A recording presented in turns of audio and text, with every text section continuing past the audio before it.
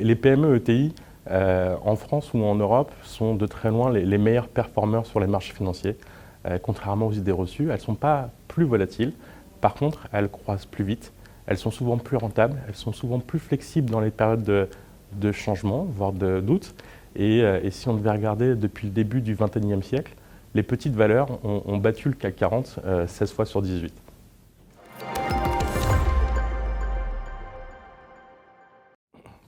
Alors en France, on a la chance d'avoir l'écosystème qui est le plus ouvert et le plus favorable à l'investissement dans les PME ETI cotées. Il faut savoir que la France est le plus grand pays de la zone euro en termes de gestion d'actifs. Il faut savoir que la France a le plus grand nombre de sociétés de gestion entrepreneuriale et que beaucoup d'entre elles s'intéressent aux PME ETI parce qu'elles sont performantes et qu'ils arrivent à faire des plus-values intéressantes.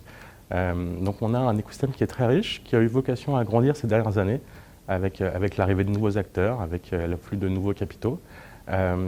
Et ça a toujours été le cas. C'est aussi pour ça que la France est de très loin le premier pays de la zone euro pour le financement des PME ETI cotées.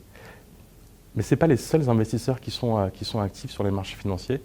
On voit maintenant depuis quelques années l'arrivée de nouveaux investisseurs qui sont très importants pour les montants qu'ils investissent, les family office, les banques privées et on va dire derrière tout ça le réseau des entrepreneurs qui ont déjà fait fortune et puis ceux qui ont un patrimoine élevé.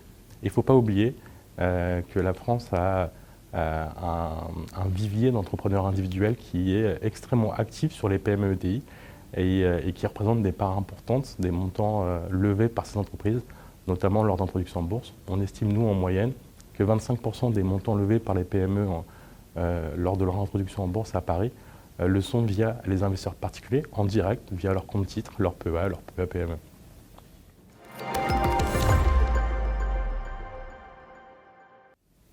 Elle réussit très bien en bourse. On vient d'ailleurs de créer un nouvel indice il y a maintenant 1 an et demi, le premier indice en Europe qui transcrit la performance boursière des sociétés familiales cotées.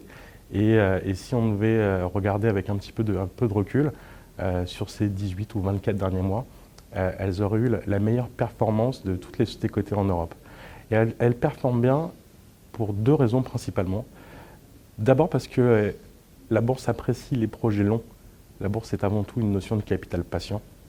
Et la deuxième chose, c'est que dans les périodes d'incertitude sur les marchés financiers qui peuvent nous arriver parfois, les sociétés familiales sont celles sur lesquelles on doute le moins, parce que justement elles ont cette vision ancrée, longue, et puis pour un investisseur minoritaire, le fait d'avoir en face de lui quelqu'un qui a investi l'essentiel de son patrimoine dans son entreprise, c'est souvent la meilleure garantie qu'on peut gagner de l'argent.